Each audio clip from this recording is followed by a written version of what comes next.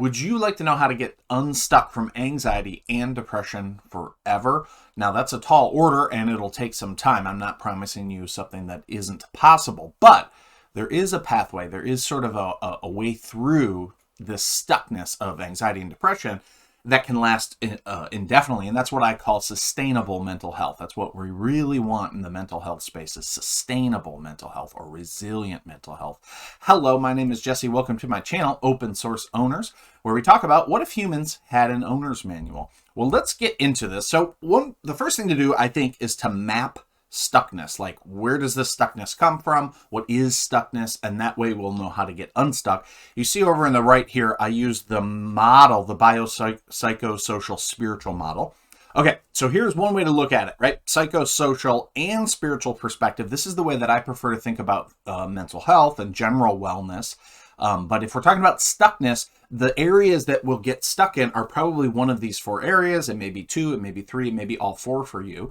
But this gives us a map. This gives us sort of a pathway out once we begin to address these four areas. So let's talk about them in turn. The biological dimension, biochemical systems, cell systems, organ systems, etc. This is where neurotransmitter and neurotransmitter function really would go. This is where gut-brain connections would go. This is where the mitochondria and microbiome health would go in the biological domain. It's very important. It is often, not always, but it is often the primary driver of depression and anxiety. And that's why the biological domain is completely necessary. Let's go now to the psychological domain. This is like how we perceive things, our attitude, our personality, and our behavior, but also at a deeper level, trauma wounds that we've had, attachment wounds that we've had, our coping mechanisms, our triggers, all those types of things would fall into the psychological domain.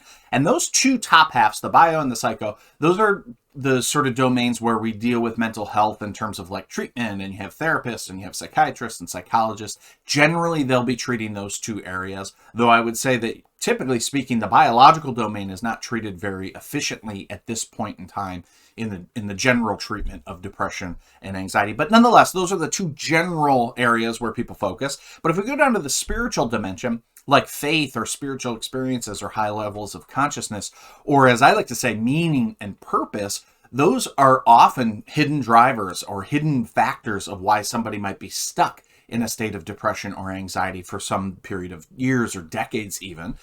It's like a lack of meaning, a lack of purpose, a lack of like, what's the point of it all? And that falls into the spiritual domain. You can't really be unstuck. You can't really be, in my opinion, a truly healthy, happy, sustainable person if you don't have that spiritual dimension, at least as part of your cyclical understanding of yourself, something that you cycle back into and out of and try to go deeper into your spiritual dimensions. So that's the spiritual dimension, very important. And then the social dimension, culture, the conditions you grew up in, human interactions, but more importantly, the habits of the people that you're involved in, the tribes that you're involved in or not, and the fact that humans are fundamentally meant to be embedded in small groups of people that we would call the Dunbar's number. There's a video that I made all about that I'll link here, all about the social aspects of being a human. It's super critical. We're meant to be embedded into networks of other humans, and that's what I call the super brain. When we link our brain, our perceptions, our experiences up with other people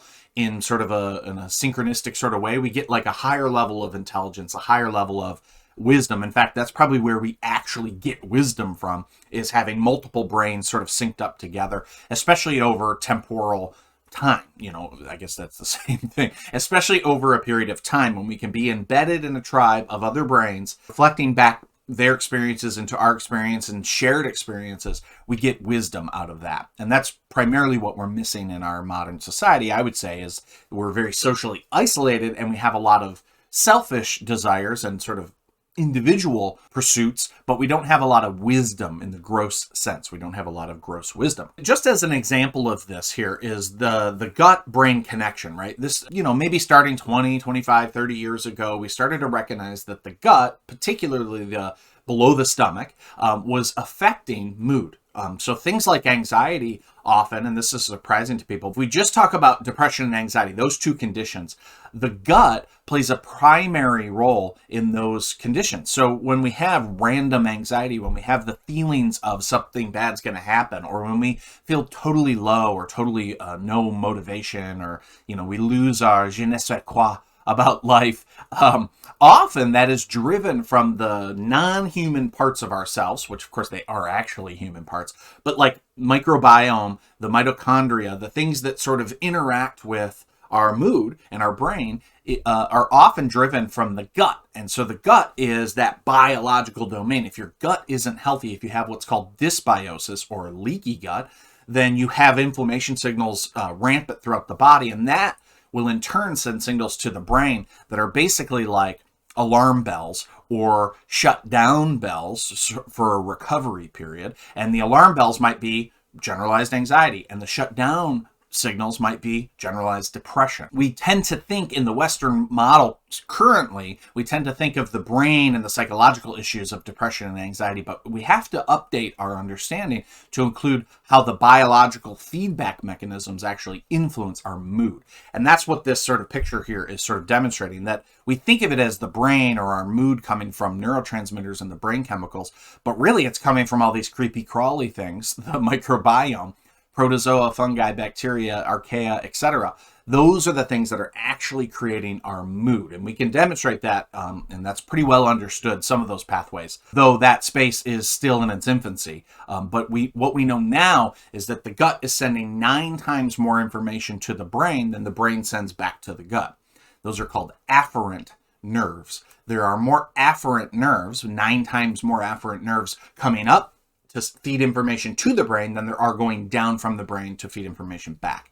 Regardless, this is a gut-brain interaction system. It's a whole body system, and we need to really understand how these things interact. Okay, so let's talk about just the raw statistics on what I'm calling here the plague of anxiety and depression. Depression is the leading cause of suffering and disability in the world as of 2020, according to the WHO. 350 million people worldwide suffer from depression and clinical depression. So not just like I'm depressed after I lost my job or I was broken up with or something, but more like the disability side of depression, where like I can't go to work, or I can't sustain my relationships, or I'm, affecting my relationship with my children or my partner, etc. 2 times as many women develop depression as men. Men are more likely to commit suicide, however, than women. And anxiety, I don't know if you knew this, this is kind of new to me, is the #1 mental health disorder in the United States, affecting roughly 18% of the population. That's 1 in 5, right? That's like a large portion. Just the next time you go to like a shopping center, you go to get groceries or something, just look around and think about 1 in 5 of these individuals have anxiety. And, somewhere in that same vicinity, maybe 1 in 6 or 1 in 7 have depression. And of course, often, as I'm sure you know, many people who have anxiety also have depression. It's very common to have those two together, which is why I'm sort of lumping them together here. Worldwide anxiety disorders affect 7% of the global population. So this is affecting millions and millions of people in any given year, and the numbers are actually just getting worse. They're going in the wrong direction, in my opinion. Which is why I'm calling it a plague, because it's sort of this growing march of anxiety and depression across the people and the communities that we know and love. And something needs to be done about it. And in my opinion, something beyond just the traditional treatment needs to be done about it. Something more systemic, something deeper, something more embedded into our day-to-day living. And so, when we talk about something more systemic, we can borrow from the gross National Happiness Index. Bhutan is a country in somewhere in Asia. You could look it up. But they developed a gross national happiness index, and it's actually quite robust if you look into it. The measurements that they take, the rigor that goes into it, is something that we could adopt throughout the whole world. We could, instead of, or maybe parallel with, gross domestic product, GDP, we could actually also begin to measure and reflect how we want our economic development to go toward building our national happiness index. That would be a very sensible thing to do if you were trying to design a planet based on happiness and well-being. Gross national happiness index takes a holistic picture and measures these in very, like I said, in a very rigorous way. You can look up how they measure this, and you'll be impressed, I think, by the rigor that they go through with this. But in a very quick snapshot, this is what they're measuring: psychological well-being, so that falls into the psycho; living standards, ecological diversity and resilience, pulling nature in, which I would include nature as a meta map. It undergirds the biological, social, psycho, and spiritual map that I have. Nature is sort of the baseline of that, or the foundation of that map. Community vitality, that's socialness; good governance; cultural diversity and resilience; education; time use, how people spend their time; and health, more of a physical health measure, right? That's Bhutan's Gross National Happiness Index. That's one way to begin to map and actually begin to send resources into each of these areas and these domains to improve quality of life, improve happiness, and thereby reducing depression and anxiety. So here are the world's happiest places. But you notice a lot of the Scandinavian countries are in the top 20. United States doesn't crack the top 20, I don't believe. I could be wrong about that. But see if you can find your country on here. You might want to pause the video to find your country. But this is where the world ranks in terms of happiest, right? Despite America, United States of America being pretty high up there, if you look more deeply into the numbers, what's really happening with America is we're actually not that happy. We sort of struggle in the happiness department, despite being the richest country in the world, having, in many ways, the highest standard of living of any country in the world. However, as pointed out here in the LA Times, Americans are becoming less happy, and the research sort of goes on to say this. So read this with me here. On a scale of 1 to 3, where 1 represents not too happy and 3 means very happy, Americans on average give themselves a 2.8, just a hair above pretty happy.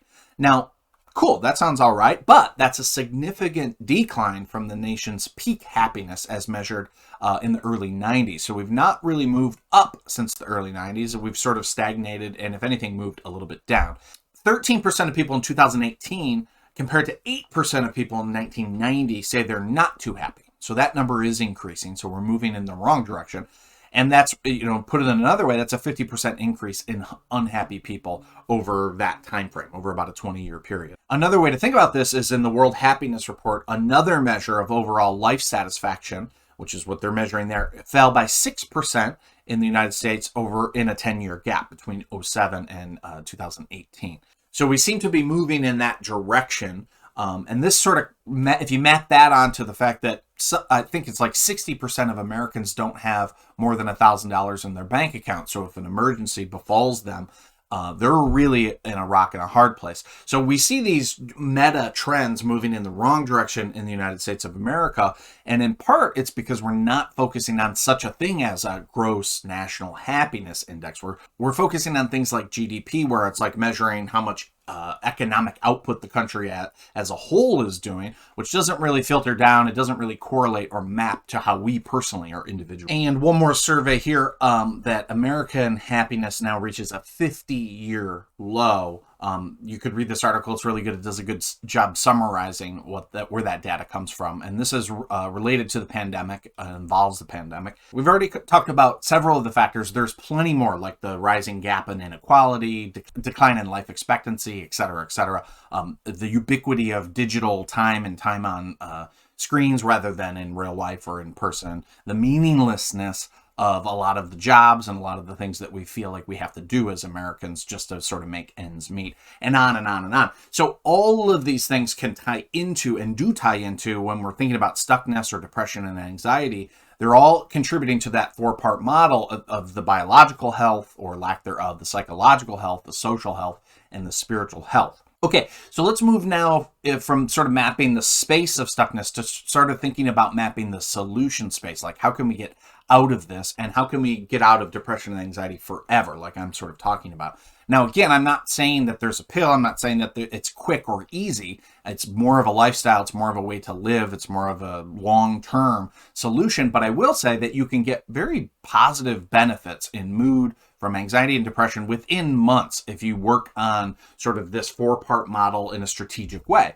So my biggest advice is to cyclically upgrade and improve the biological, psychological, social, and spiritual domains. So meaning, spend a month or two focusing on your biological upgrade. And then, keeping those habits in flow, then try to cycle through the psychological upgrade, or then cycle through the social upgrade and spiritual domains.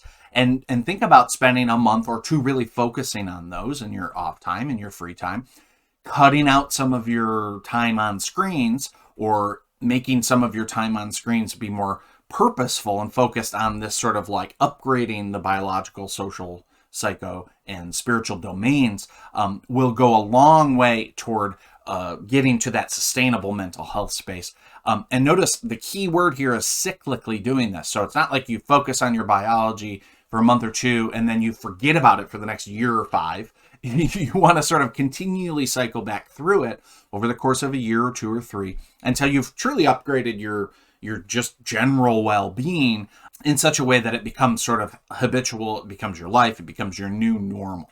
So examples, biological upgrades. So what am I talking about here? Improving your gut health connection, improving the gut-brain interface.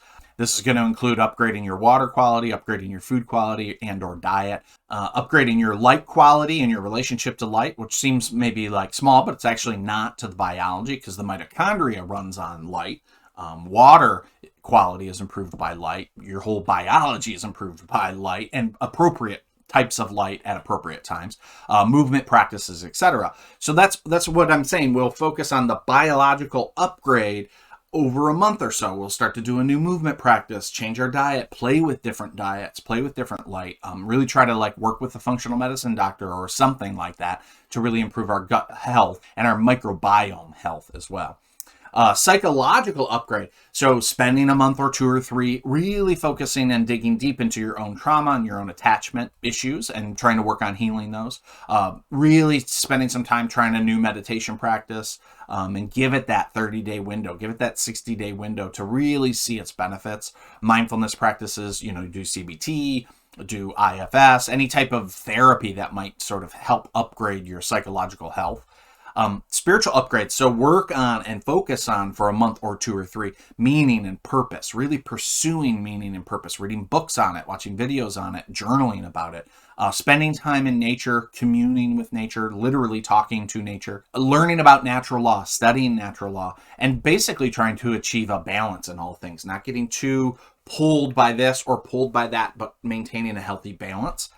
And then the social upgrades might be like finding a tribe that has the healthy biopsychosocial spiritual habits that you want to emulate, or some aspect of those. So maybe the tribe you want to join is like a paleo focused tribe because you really like eating in the paleo style. And so you start meeting up with people through Zoom or in real life where you talk about paleo stuff, you share diets, etc. Maybe you go on walks together. Maybe it's a movement based tribe where it's like, hey, we do regular walks, or we do these 5K runs, or we do cycling, or dance practices, whatever it may be, but finding a tribe that you can nest in with that has habits that are something that you're shooting for, like a horizon point.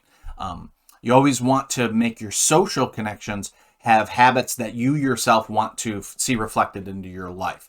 Don't go down to lower habits. You don't want to start hanging out with people who are just drinking shots of Jack Daniels all the time. Those habits will then become your habits too. And just generally finding groups of like-minded people sharing habits of any type that you want to share. That's one of the keys to the social upgrade space. Spending a month and a half, cyclically weaving in and out of these 4 domains is the way to do it. So hopefully this is kind of making sense to y'all. Live in a blue zone lifestyle. Now, I've done a video on blue zones before, which I'll link to here, so you can check that out if you've not familiar with that. But, blue zones are the healthiest places on earth where people live the longest with the biggest lack of disease, lowest rates of heart disease, cancer, stroke, but also really low rates of depression and anxiety. So we want to not move to blue zones, but become blue zones, or inspire our town or our village or our city to become a blue zone and live in a blue zone way, which basically just means live in an embedded way into your environment. Eat locally, seasonally, live locally, seasonally, feel connected. It involves all 4 of these domains and engaging in those 4 domains as a lifestyle. That's really what it's about, not letting this be like I just got to go to therapy to like get my head straight or to sort of get me through this hump, but rather upgrading our lifestyle is the way to solve the big problem of depression and anxiety long term in a sustainable, resilient, anti-fragile way. And just again and again and again, I want to say balance is the key. You and me and anybody else, we have the tendency to fall into like, I learned about something new, you get all excited about it. Maybe you're into like a paleo diet and you get all excited, but then you get dogmatic, you get sort of rigid about it instead of flexible and balanced about it. And so that's the key, is really balancing all four of these through just continual focus. It doesn't have to be a full-time job or anything. It gets a lot easier to do this balance if you can be with a group of people that is consciously cycling through these four upgrades and just sort of loosely, generally trying to balance them instead of rigidly, dogmatically getting really, really hard focused on one and getting sort of like obsessive about it and then having to like change it and go get obsessive about something else. It's much, much better, in my opinion, to sort of do this balanced cyclical lifestyle thing. And that's going to be made much easier if you can get with a group of like-minded people. So that's what we're trying to do on this channel. Now we're young still, so we're not there yet, but these are my gifts to you, these 2 ebooks. Just click the link below. You can get these 2 ebooks for free. Particularly your 2022 Personal Development 4-Step Roadmap really talks about specific things with specific recommendations you can do in each of those 4 domains. And if you get on the email list by getting either of these free books, I'll sort of walk you through a cyclical process over the course of several months. And ultimately, over time, it would be cool if our little community here could start to be consciously going through, maybe we spend January, February, March on the biological, and then we go to April, May, and June, and we focus on the psychological, and we do it as a group together. I think that's a really healthy way to do it. It can be sort of an online group. It can bleed into our communities, and it can inspire some like long-term sustainable mental health changes throughout our communities, but more importantly, throughout ourselves and our families. So that was how to get unstuck from anxiety and depression forever. I'm not trying to promise you a miracle pill, but rather a lifestyle approach and a foci, a map to be able to guide us through and the complexity of living in this modern era, where it's a challenging era to live in, but it's also an abundant and it's a rich time to live in. So we want to celebrate that together and not let our depression and our anxiety take us out of the game for too long, because there's too much excitement, there's too many interesting things to do, and there's too much good work, in my opinion, that needs to be done to raise the standard of consciousness and the standard of living and the standard of happiness throughout the whole earth. So we got our work cut out, but you know where it starts? It starts at home. It starts with us. So on that note, again, please comment, let us know what you think, what really stuck with you here. And yeah, until next time, we'll see you in the next video. Thank you so much. Take care of yourselves. Bye-bye.